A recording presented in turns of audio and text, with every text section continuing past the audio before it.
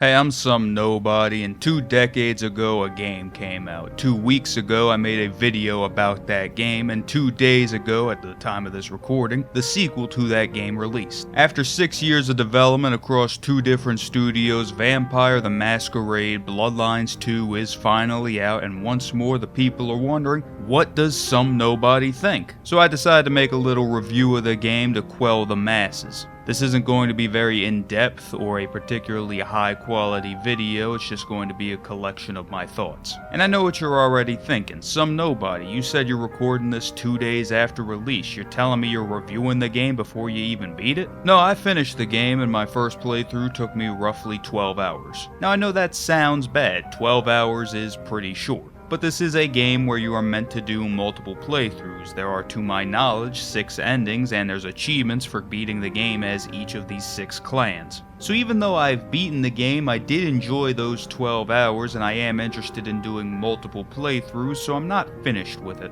That being said, 12 hours is still a really short time, so some of you may be wondering, some nobody, did you do everything that you could, or did you rush through the game? I asked all the questions I could, and I did everything that I cared to do, but the answer is there's not much to do.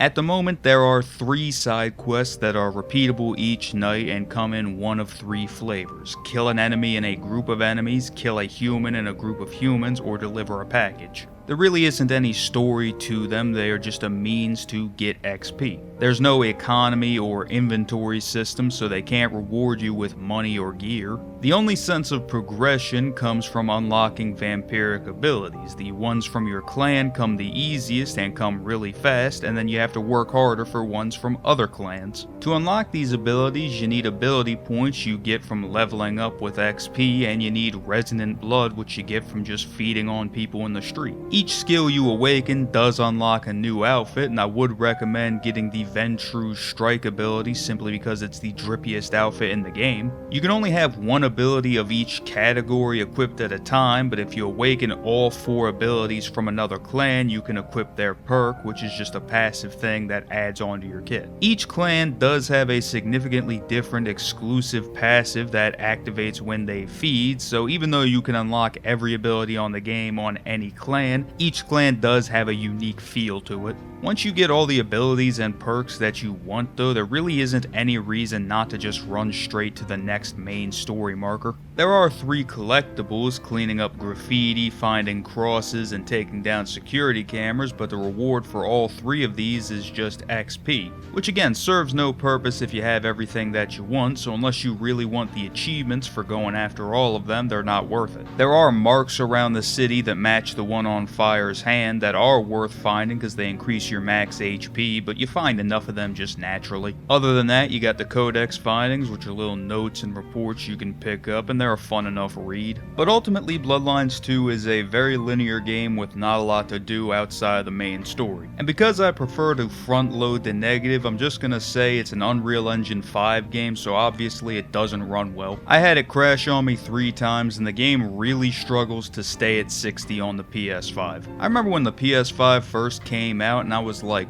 whoa, console games running at a solid 60 FPS. I wonder how long it's gonna take for hubris to set in. Little did I know, much like Icarus, it wouldn't be hubris that brought performance down, it would be Epic Games. Moving on to my final negative point, and to be fair, this is only about a 3/4 negative, Fabian. Fabian is the ghost voice trapped in your head for the game, and don't get me wrong, he is the GOAT. I find him very endearing. I like Fabian a lot, but I do not want to play as this man ever again. There are several segments throughout the game where you see Fabian's memories and you play through them, and these are like the brain dance segments in Cyberpunk. Cool on your first time around when you're learning everything about the world and you're super invested in the story, but on repeat playthroughs, they suck ass. Even on the initial playthrough, Fabian's segments could wind up going on for a little bit too long. The only real gameplay in the Fabian segments is the trial and error of using his Malkavian mind powers to investigate crimes. Outside of that, it's all just walking to places and talking to people. Which again, on that first playthrough, I am very invested in the murder case that Fabian is investigating, but afterwards I know where this is going. And it really doesn't help that Fabian has to recharge his abilities by drinking blood just like Fire does in regular gameplay. So there were times I would walk across town, need to use the same mind power I just used at the previous location, leave out of the area, go get a drink from one of the few people that Fabian can actually drink from, and then walk back. For a game that is short but meant to be replayed multiple times, it really doesn't make sense to have these segments go on as long as they do.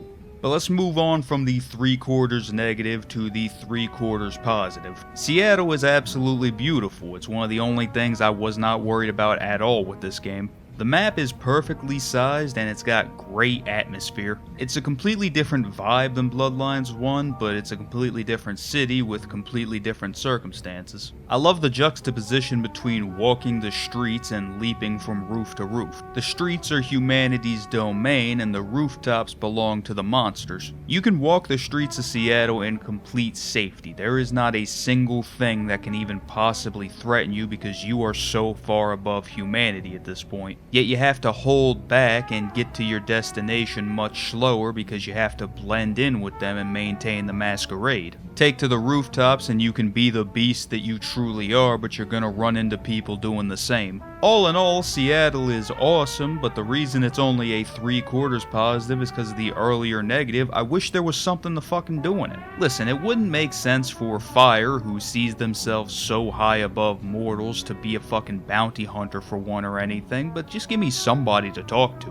Moving on to the first full positive, we're actually going to talk about the protagonist of the game, Fire. Fire is 400 years old, an elder vampire, and undeniably the strongest thing in the city. And I think that's reflected in both the gameplay and the choices you can make. The action gameplay of Bloodlines 2 is very much a power fantasy type of game. It's all about tearing your enemies apart with your strength and your abilities and feeding on them mid-fight or even mid-stealth. And me personally, I never got bored of running people into walls, hitting them with the JoJo punches, or flipping them off to make them drop their guns and then telekinetically picking up their guns and blasting them. The reason this game doesn't have any sort of inventory or economy or equipable gear is because Fire doesn't need any of that. It's not the deepest combat on Earth, but overall I think it feels pretty satisfying. The other thing about Fire being an elder is that it does sort of allow for a bit of role-playing.